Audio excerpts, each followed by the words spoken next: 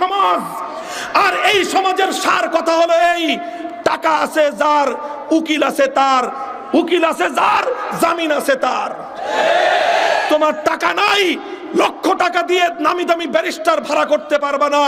তোমার পক্ষে একই মামলায় বছরের পর বছর জেলের ঘানি টানতে হবে। তোমার কেস পার্টনার আরেকজন, একই অপরাধে জেলখানায় গিয়েছো, দেশ সেরা উকিল ব্যারিস্টার ভাড়া করে শুধুমাত্র 3 দিনের মাথায়, 7 দিনের মাথায় অথবা ম্যাক্সিমাম 1 মাসের মাথায় কোর্টে মুভ করবে, জামিন নিয়ে এসে বের হয়ে আবার দেদারসে অপরাধ করতে থাকবে। তাকে আইন তাকে স্পর্শ করতে পারবে না। মুহতারাম হাজিরিন, আমি কোন সরকারের বিরুদ্ধে কথা বলবো না, সরকারের বিরুদ্ধে নয় কথা, কিন্তু আমাকে বলতে হবে কথা। যদি আল্লাহর কোরআনকে ভালোবেসে থাকো, জাতিকে যদি ভালোবেসে থাকো, দেশকে যদি তোমার ভালোবেসে থাকো, তোমার যদি মাতৃভূমির প্রতি তোমার প্রেম আর ভালোবাসা থেকে থাকে, তাহলে তোমাকে একটা বিদ্রোহ করতে হবে, একটা বিদ্রোহ করতে হবে। সেটা কিসের বিরুদ্ধে? রাষ্ট্রের বিরুদ্ধে নয়, সরকারের বিরুদ্ধে নয়, তবে তোমাকে সেই বিদ্রোহটা করতে হবে তোমার সমাজের মধ্যে জেঁকে বসা ব্রিটিশ প্রবর্তিত জাহিলিয়াতের বিচার ব্যবস্থার বিরুদ্ধে তোমাকে বিদ্রোহ করতে হবে।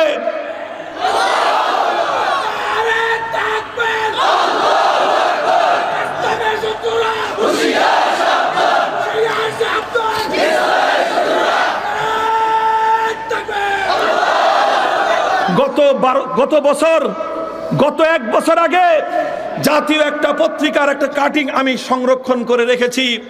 পত্রিকার পাতায় দেখলাম একটা ঘটনা লিখেছে, একজন রিক্সাওয়ালা, রিক্সা চালক ছিল, 12 বছর পর কারাগার থেকে সে একজন হাজতি আসামি, একজন হাজতি আসামি 12 বছর পর বেকসুর খালাস হয়েছে।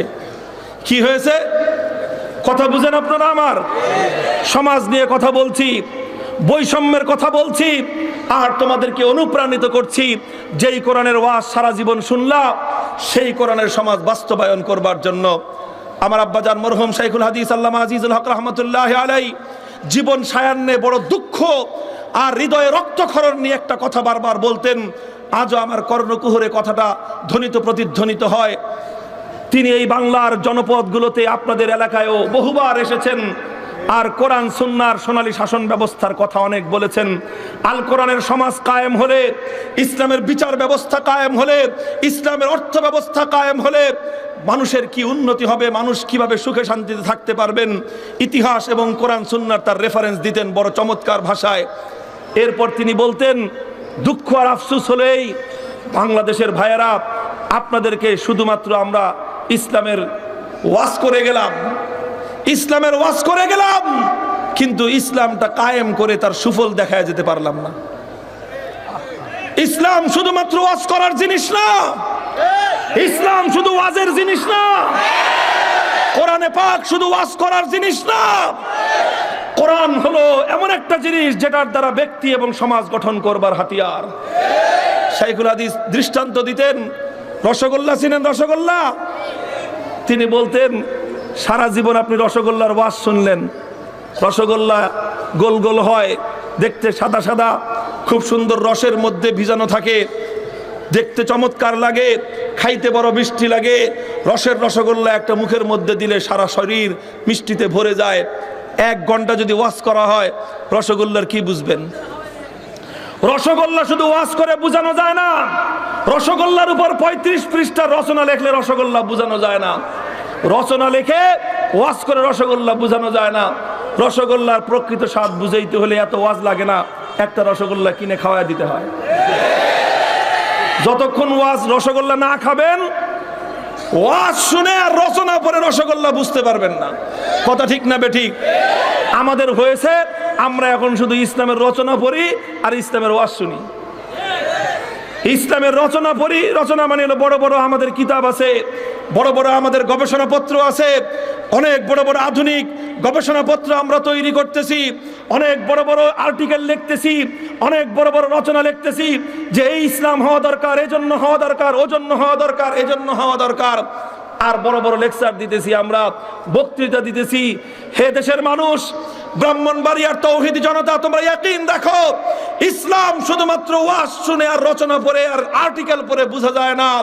তোমাদেরকে যদি ইসলাম বুঝতে হয়, জাহিলিয়াতের এই সমাজ ব্যবস্থাকে ভেঙ্গে খান খান করে এই সমাজের বুকের উপর সোনার ইসলাম কায়েম করতে হবে।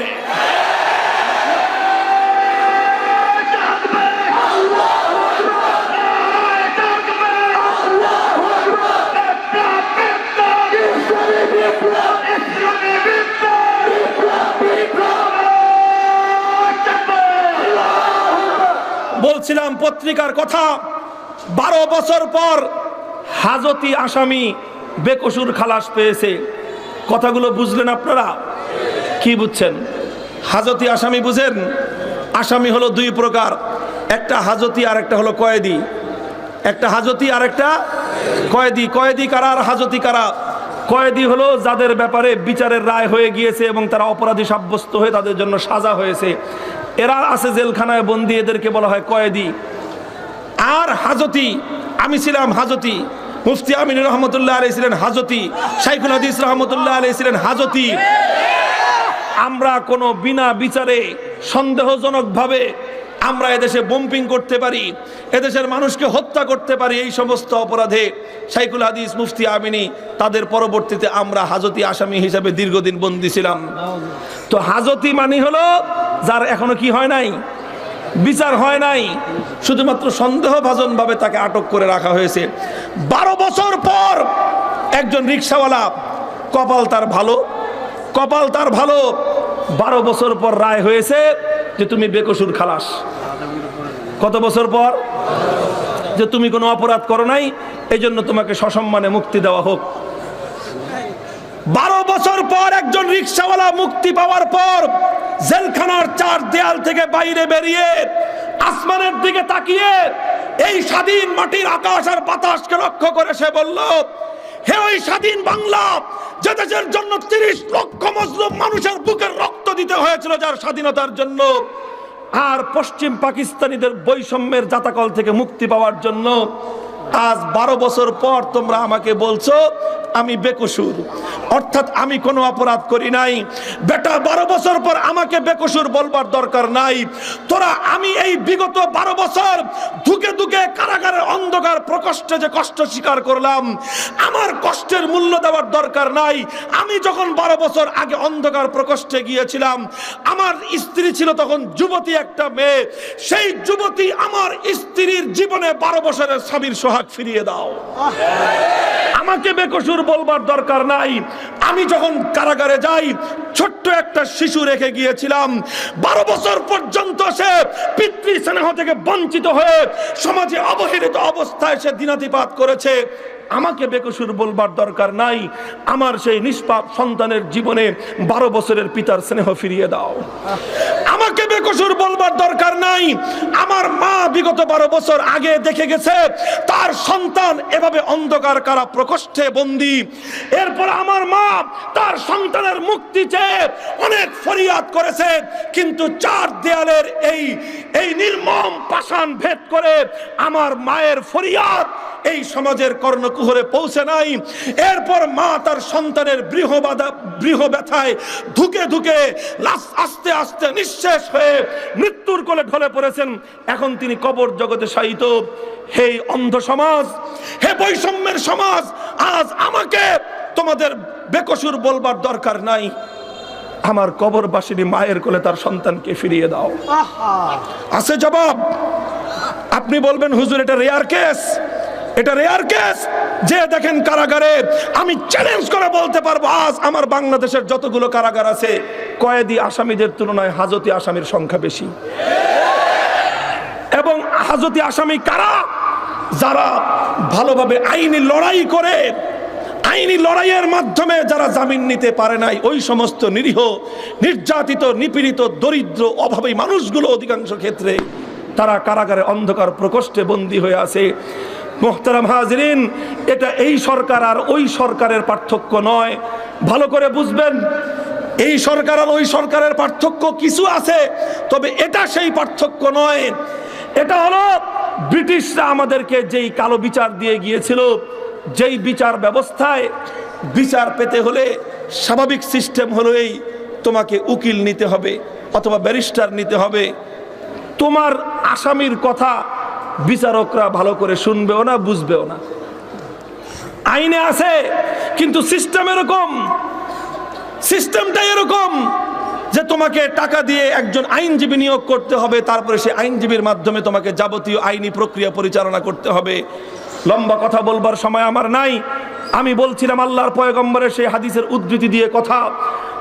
আল্লাহ নবীজি বলে গিয়েছেন, যেই সমাজের মধ্যে একই সমাজে একই জাতির দুই ব্যক্তির জন্য দুই রকম বিচারের ব্যবস্থা হয়, একজন জামিন পেয়ে যায় 3 দিনের মাথায়, আর একজন 12 বছর পর্যন্ত তাকে জেল খাটতে হয় বিনা বিচারে, শুধুমাত্র এই কারণে যে তার পক্ষে লক্ষ টাকা দিয়ে কোনো নামি দামি আইনজীবী রেখে আইনি লড়াই চালানোর জন্য তার উপায় ছিল না, তার কোনো ব্যবস্থা ছিল না। এই জন্য বছরের পর বছর হাজার হাজার আজকে বন্দী আসামি কারাগারের 4 দেয়ালের মধ্যে বন্দী হয়ে আছে। এই অবস্থায় হাজার হাজার মানুষকে বৈষম্যের বিচার ব্যবস্থার জাতাকলের পৃষ্ঠে রেখে মসজিদের মধ্যে শুধুমাত্র তাহাজ্জুদের নামাজ পড়ে খোদার দরবারে ফরিয়াদ করে আমরা চাই আল্লাহর আরশের পক্ষ থেকে সমস্ত রহমতগুলো জমিনের মধ্যে টেনে আনতে। এত সহজ না, এত সহজ নয়। হ্যাঁ, তাহাজ্জুদের দরকার আছে, ফরিয়াদের দরকার আছে, তবে ফরিয়াদের তাহাজ্জুদের চেয়েও যদি খোদার রহমত জমিনের মধ্যে পেতে চাও, বৈষম্যমূলক বিচার ব্যবস্থার শেকল সহ উপরে ফেলো।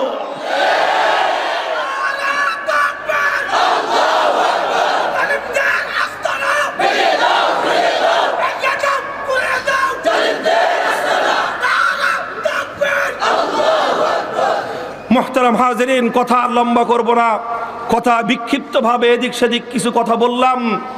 আমার কথার উদ্দেশ্য ছিল বন্ধুবর মাওলানা মুফতি সাখাওয়াত হোসেন রাজি, তিনি আমাকে বলেছেন আজকে তার আয়োজনে এবং তার মাধ্যমেই আমরা এখানে আমন্ত্রিত। আমি মাওলানা খালেদ সাইফুল্লাহ আইয়ুবী, মাওলানা হাসান জামিল ভাইও আমন্ত্রিত ছিলেন, কিন্তু উনি অন্য একটা প্রোগ্রামের কারণে তিনি এখানে অ্যাটেন্ড করতে পারেননি।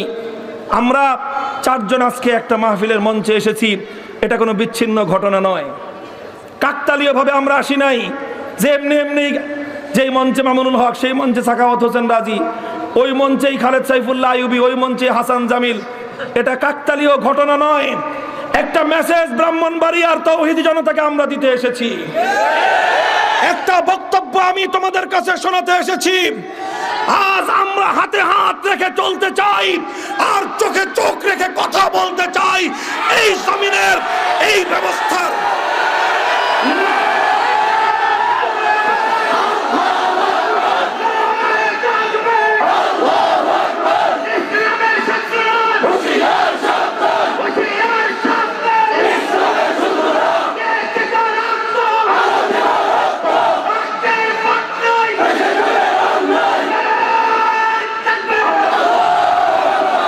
বসো, আমার সর্বশেষ আহ্বানী কথাগুলো হবেই। আমরা হাতে হাত রেখেছি। আজ নতুন প্রজন্মের আমরা প্রত্যেক হালকা থেকে সকলে ঐক্যবদ্ধ হয়ে আগামীর সোনার বাংলাদেশ থেকে সমস্ত জুলুম এবং বৈষম্যের শেকড়গুলো উপরে ফেলতে চাই। আমরা শুরু করতে চাই সমস্ত অন্যায় এবং অবিচারের বিরুদ্ধে প্রতিবাদের মাধ্যমে। আমরা সর্বপ্রথম আমাদের এই জমিনে যারা আল্লাহর পয়গম্বরের ইজ্জতের হেফাজতের জন্য শাপলা চত্বরে শাহাদাতের রক্ত দিয়েছিল, সেই শাহাদাতের রক্তের ঋণ শোধ করতে চাই। সেই শাহাদাতের রক্তের ঋণ শোধ হবে কিভাবে? শহীদদের শাহাদাতকে অস্বীকার করবার মাধ্যমে নয়। বড় দুঃখ লাগে, সে জাতির চেয়ে বড় গাদ্দার জাতি আর কারা হতে পারে যারা জাতির শ্রেষ্ঠ সন্তান শহীদদের শাহাদাতকে অস্বীকার করতে পারে। যদি বলা হয় শাপলা চত্বরে আল্লাহর পয়গম্বরের ইজ্জতের হেফাজতের জন্য কেউ রক্ত দেয় নাই, এ কথার চেয়ে বড় নির্জলা মিথ্যাচার শতাব্দীর মধ্যে দ্বিতীয়টি খুঁজে পাওয়া যাবে। হ্যাঁ, রক্ত দিয়েছে, সে রক্ত আমি নিজ হাতে স্পর্শ করেছি, সেই শহীদের লাশ আমি নিজের হাতে স্পর্শ করেছি। যদি কথা বলতে চান বলবেন ভিন্ন সুরে, বলবেন যারা রক্ত দিয়েছে সেই শহীদদের প্রতি শ্রদ্ধা প্রদর্শন করবেন এবং সেই শহীদদের রেখে যাওয়া সন্তান সন্ততি ক্ষতিগ্রস্ত পরিবারগুলোর প্রতি সমবেদনা জানাবেন, তাদের ক্ষতিপূরণ দিবেন। এরপর তারা যে জন্য রক্ত দিয়েছিল সেই দাবি আদায় করবেন। এর মাধ্যমে শহীদদের প্রতি শ্রদ্ধা প্রদর্শন হয়। সেই শাহাদাতের রক্তকে যদি অস্বীকার করা হয়, সেই রক্তকে অস্বীকার করবার সঙ্গে যদি কেউ একমত পোষণ করে, এটা হবে আল্লাহর নবীর ইজ্জতের জন্য সর্বশ্রেষ্ঠ শহীদি রক্তের সঙ্গে গাদ্দারি।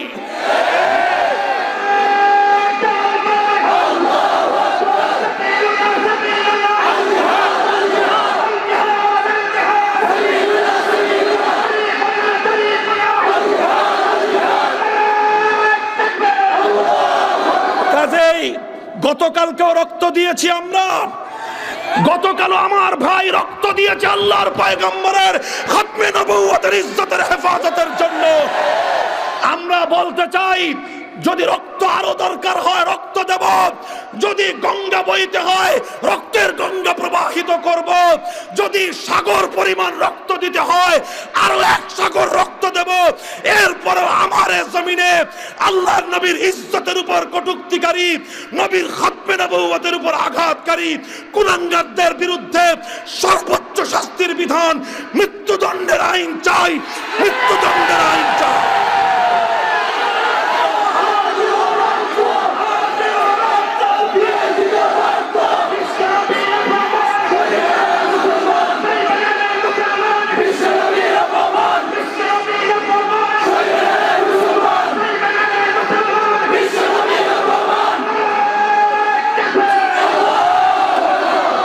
কাদিয়ানীদের সঙ্গে, কাদিয়ানীদের ব্যাপারে ধর্মীয় সম্প্রীতির কোনো অভিযোগ নেই।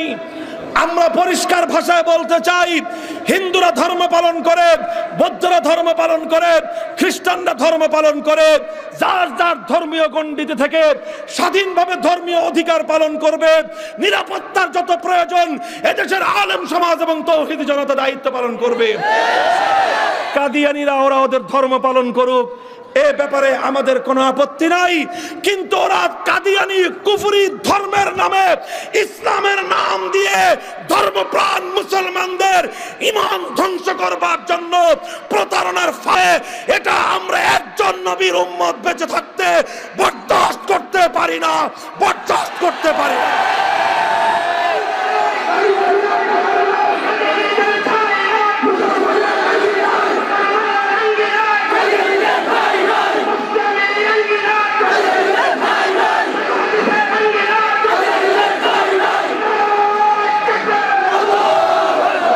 কাজেই রাষ্ট্র এবং সরকারকে আমরা বলতে চাই, আমরা চাই না দেশটার মধ্যে কোনো সংঘাতপূর্ণ পরিস্থিতি তৈরি হোক, কোনো সংঘাতের পরিবেশ তৈরি হোক, এটা আমরা চাই না। কিন্তু মনে রাখবেন, একজন মায়ের সন্তান যদি তার চোখের সামনে দেখে তার মায়ের ইজ্জতের কাপড় নিয়ে কেউ টানাটানি করছে, তাহলে সান্ত্বনার ওয়াজ দিয়ে ওই সন্তানকে আপনি নিবৃত্ত করতে পারবেন না। কোন সন্তানের সামনে যদি তার বাবার ইজ্জতের লুঙ্গি নিয়ে কেউ টানাটানি করে, তাহলে শান্ত থাকার ওয়াজ দিয়ে সেই বাবার ভক্ত সন্তানকে আপনি নিবৃত্ত করতে পারবেন না।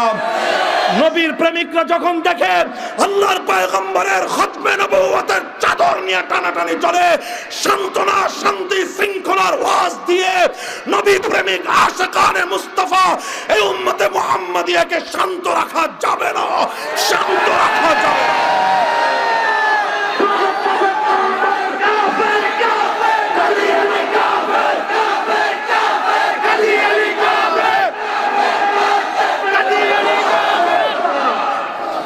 এটা হলো আমাদের প্রথম কথা। ইসলামের বিরুদ্ধে, আল্লাহর কোরআনের বিরুদ্ধে, আল্লাহর পয়গম্বরের ইজ্জতের বিরুদ্ধে কোন ষড়যন্ত্র আমরা বরদাস্ত করে নেব না ইনশাআল্লাহ। দ্বিতীয় কথা হলো, শুধু এখানে আমরা ক্ষান্ত থাকতে চাই না। আজ এই জাতি আশাহত জাতি, গোটা জাতি এখন আশাহত এক জাতিতে পরিণত হয়েছে। মানুষের আজকে স্বপ্ন নাই, মানুষের রঙিন স্বপ্নগুলো আজকে জালিমের বুটের নিচে দুমড়ে মুচড়ে সব ধ্বংস হয়ে গিয়েছে। এই আশাহত জাতিকে আবার নতুন স্বপ্ন দেখাতে হবে। এই আশাহত জাতিকে আবার নতুন করে অনুপ্রাণিত করতে হবে। হে যুবক, তোমরা প্রস্তুত আছো তো ইনশাআল্লাহ? কিসের স্বপ্ন?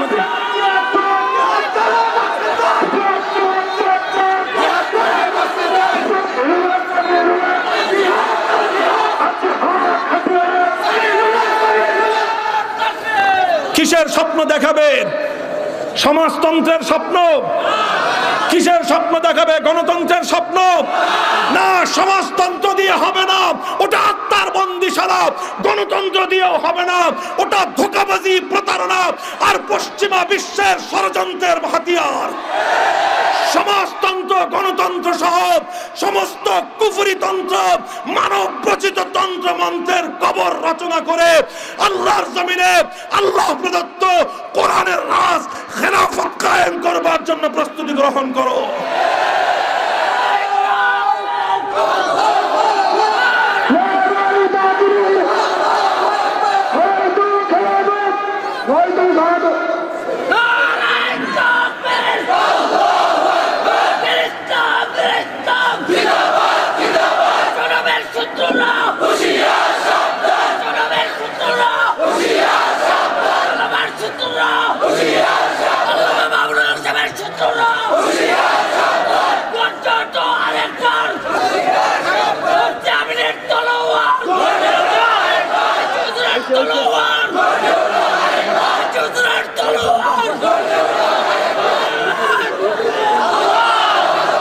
মোহতারাম হাজিরিন, সর্বশেষ কথা, আমার পূর্বে হুজুরও বলেছেন, চলমান যে ইস্যু দাওয়াত এবং তবলিগের মেহনত, প্রায় শতবর্ষী ওলামায়ে কেরামের অশ্রু, ঘাম এবং সর্বশেষ রক্ত বিধৌত এক ইখলাসের মেহনত। আবার বলছি, শতবর্ষী তবলিগের মেহনত, ওলামায়ে কেরামের প্রথমে অশ্রু, তারপরে ঘাম এবং সর্বশেষ রক্ত জড়ানো ইতিহাস। রক্ত বিধৌত ইখলাসের মেহনত হলো দাওয়াত এবং তবলিগ। কাজে এই দাওয়াত এবং তবলিগকে তার সহি ধারায় প্রতিষ্ঠিত রাখবার জন্য এই কোরআন সুন্নাহ মোতাবেক হাক্কানি ধারায় দারুল উলুম দেওবন্দের এক সোনালী সন্তানের মাধ্যমে এই শুরু হওয়া এই মেহনতকে দারুল উলুম দেওবন্দের নির্দেশিকায় আলোকে পরিচালনা করবার জন্য এদেশের ওলামায়ে কেরাম ঐক্যবদ্ধ এবং সংহত আছেন। বাংলাদেশের ৪৭ বছরের ইতিহাসে ওলামায়ে কেরামের মধ্যে আর কোনো বিষয়ে এত মজবুত, ইস্পাত, কঠিন, দৃঢ় ঐক্য দেখা যায় নাই। দাওয়াত এবং তবলিগের মেহনতকে বিপদগামী করবার ষড়যন্ত্রের বিরুদ্ধে ওলামায়ে কেরাম যেইভাবে ঐক্যবদ্ধ হয়েছেন, শুধুমাত্র একজন বিচ্ছিন্নতাবাদী ব্যক্তি ছাড়া, শুধু একজন বিচ্ছিন্নতাবাদী ব্যক্তি ছাড়া আজ গোটা বাংলাদেশের সমস্ত হাক্কানি ওলামায়ে কেরাম ঐক্যবদ্ধ রয়েছেন। আজ রাতেই, আজ সারাদিন সারা বাংলাদেশ থেকে বাঁধ ভাঙ্গা জোয়ারের মতো তৌহিদি জনতার, দায়ী ইসলাম, আল্লাহর দ্বীনের দায়ীদের বাঁধ ভাঙ্গা স্রোত টঙ্গীর ময়দানের দিকে ছুটেছে। ইনশাআল্লাহ আপনারা অংশগ্রহণ করবেন। যারা অংশগ্রহণ করবেন, শুধুমাত্র তবলিগের ইজতেমায় নয়, সকলের প্রতি উদাত্ত আহ্বান। সাধারণ মানুষজন যারা রয়েছেন, বিশেষ করে মাদ্রাসার ছাত্রদের তো পড়ালেখা রয়েছে, বার্ষিক পরীক্ষা অতি সন্নিকটে, বাকি সকলের জন্য আহ্বান, এবার ইজতেমায় যাওয়ার সময় প্রস্তুতি একটা নিয়ে যাবেন। কি প্রস্তুতি? ১ ডিসেম্বরে রক্তারক্তির প্রস্তুতি না, ওরা যেরকম করেছিল। এতাহাতি গ্রুপ ১ ডিসেম্বরে গিয়েছিল জোরের নাম করে, আসলে জোর করতে যায় নাই, ওরা জোরাজুরি করতে গেছিল। ওরা জোর করতে যায় নাই, জোরাজুরি করে রক্ত প্রবাহিত করতে গিয়েছিল। ওই রকম প্রস্তুতি নয়, আমাদের প্রস্তুতি থাকবে ইজতেমায় যাওয়ার পর সকলে সেখান থেকে আল্লাহর রাস্তায় দাওয়াত এবং তবলিগের মেহনত নিয়ে খুরুজ, বের হওয়ার নিয়ত নিয়ে যাবেন ইনশাআল্লাহ। পারলে 1 বছর, না পারলে 4 মাস, 3 চিল্লা, না পারলে অন্তত 1 চিল্লা, তাও যদি না পারেন অন্তত 10 দিনের জন্য বের হওয়ার নিয়ত করে যাবেন। এবং সেখান থেকে সারা দেশে এবার বিশ্ব ইজতেমা থেকে যদি ব্যাপকভাবে হাজার হাজার জামাত বের হয়ে বাংলাদেশের এমন একটা মসজিদ যেন অবশিষ্ট না থাকে যেই মসজিদে ওলামায়ে হাক্কানিদের তত্ত্বাবধানে পরিচালিত সহি ইজতেমা থেকে সহি দাওয়াতের মেহনত নিয়ে সহি জামাত না যায়। প্রস্তুত আছেন তো ইনশাআল্লাহ? আল্লাহ পাক রব্বুল আলামিন আপনাদেরকে তৌফিক দান করুন, কবুল করুন। এবং যেই চেতনার শপথ আমরা গ্রহণ করলাম, সেই শপথ তো ইনশাআল্লাহ বলিয়ান থাকবে তো? ভুলে যাবেন না তো ইনশাআল্লাহ? শুধু স্লোগান দিয়ে ক্ষান্ত হবেন না তো? এই জমিন থেকে ফখরে বাঙ্গালের এই জমিন, মুফাসসির সাহেব হুজুর রহমতুল্লাহ আলাইহির এই জমিন, মুফতি আমিনী রহমতুল্লাহ আলাইহির এই জমিন, মুফতি নুরুল্লাহ সাহেবের এই জমিন এবং একদা শাইখুল হাদিস আল্লামা আজিজুল হক রহমতুল্লাহ আলাইহির শৈশবকালের এই জমিন, এটা বড় আত্মাভিমানী জমিন। এই জমিন থেকে ইনশাআল্লাহ আমরা বাংলার ইসলামী বিপ্লবের সূচনা করতে চাই। আল্লাহ পাক রব্বুল আলামিন কবুল করুন, তৌফিক দান করুন। ওয়া আখিরু দাওয়ানা আলহামদুলিল্লাহি রাব্বিল আলামিন। সুবহানাল্লাহি ওয়া বিহামদিহি।